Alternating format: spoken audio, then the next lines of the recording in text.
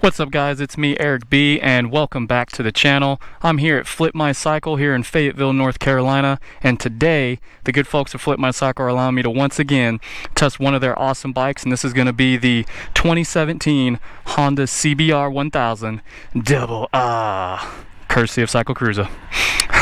So already this thing just screams like bad assery. Is that a word? I don't know. This thing is awesome in the red color. It already has a M4 shorty exhaust on it, and I think that's about all that's done to it so far. But I'm gonna do a quick little walk around here so you guys can check this thing out.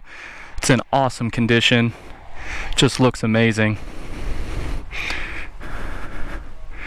And then let me start it up so you can hear the exhaust note right quick. And the screen on this thing is amazing as well. I don't know if you can see that. Yeah. All right, let's check it out.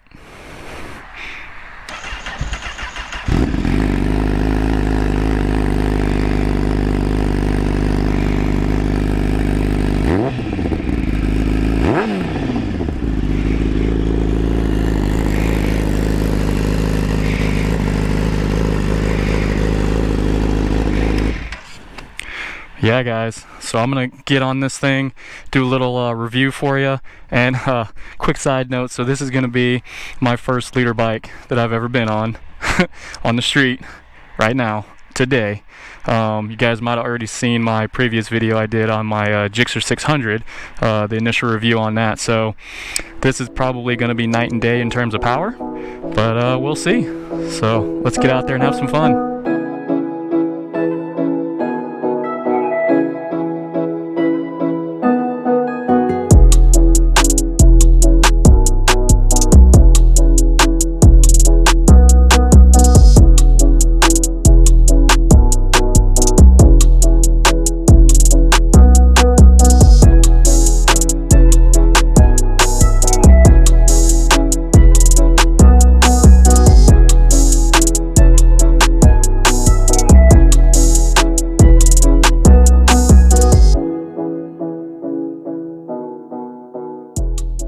Alright guys, let's get started here. So overall, just sitting on this right away, I'm 6'2", so I completely flat foot this thing, and the riding position seems to be pretty comparable to my Gixxer.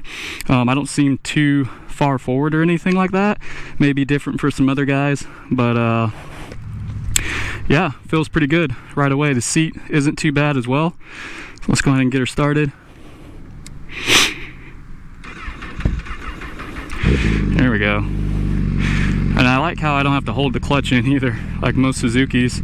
Alright, I believe this thing has a quick shifter on it, because all the newer bikes pretty much have them, so I'm gonna test that out. Okay, stop. So before everyone freaks out in the comments section, this particular bike did not have a quick shifter on it. I thought it did. It was the first time I rode a newer bike like that, so I just wanted to make sure everyone was tracking. I know it's an option, but it didn't have one. So back to our regularly scheduled program. All right, so tell me down in the comments below, guys, what's your favorite bike? Honda, Suzuki, Yamaha, Ducati, Aprilia. I miss any out there? I have never been really a fan of Honda. I've always liked Suzukis and Yamahas, but today I think that might change my mind. And right now I have it in mode 1, which is like I guess ludicrous mode. Now I like on the display how I'm able to see what gear I'm in, because I always forget what gear I'm in on my bike every time.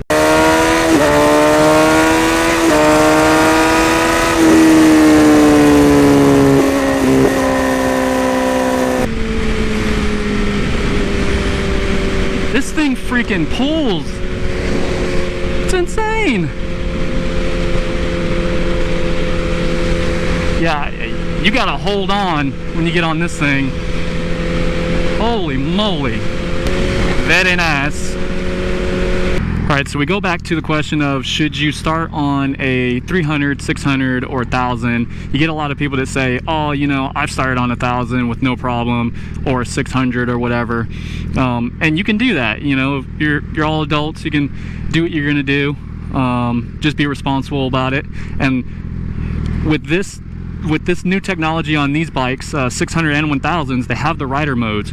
So nowadays it's really not that big of a deal to actually probably start on a 600 or a 1000, just because you can put it in a very tame mode.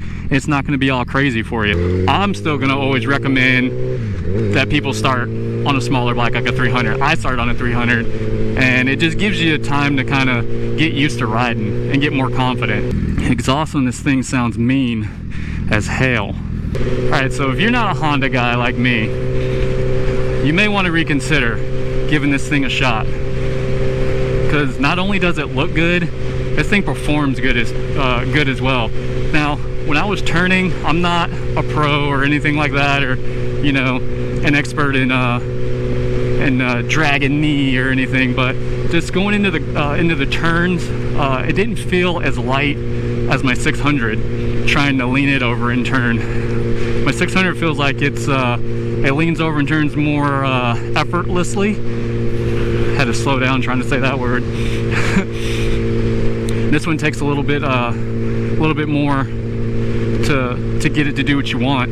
Although this bike is a little bit heavy, I think it's a little over 400 pounds, 420, 430, something like that, plus or minus, but pretty close. Going back on the ergonomics, this bike feels great riding, you know, for a short period of time.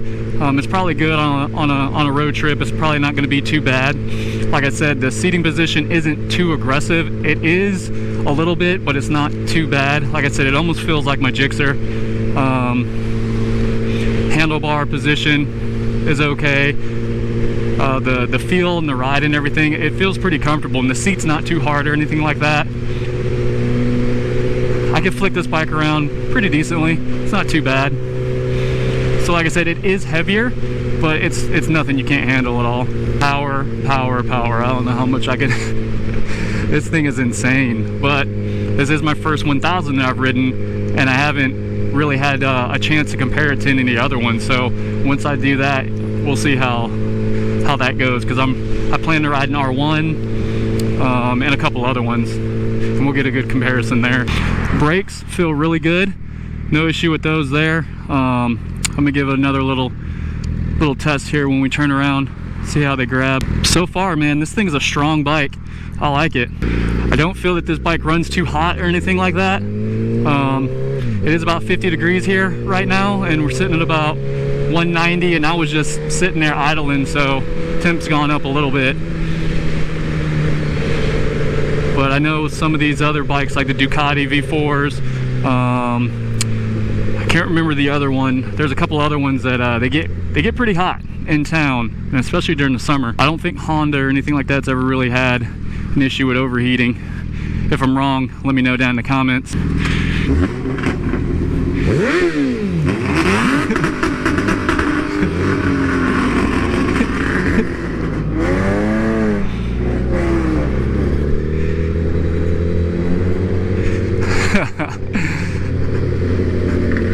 He doesn't want any of this.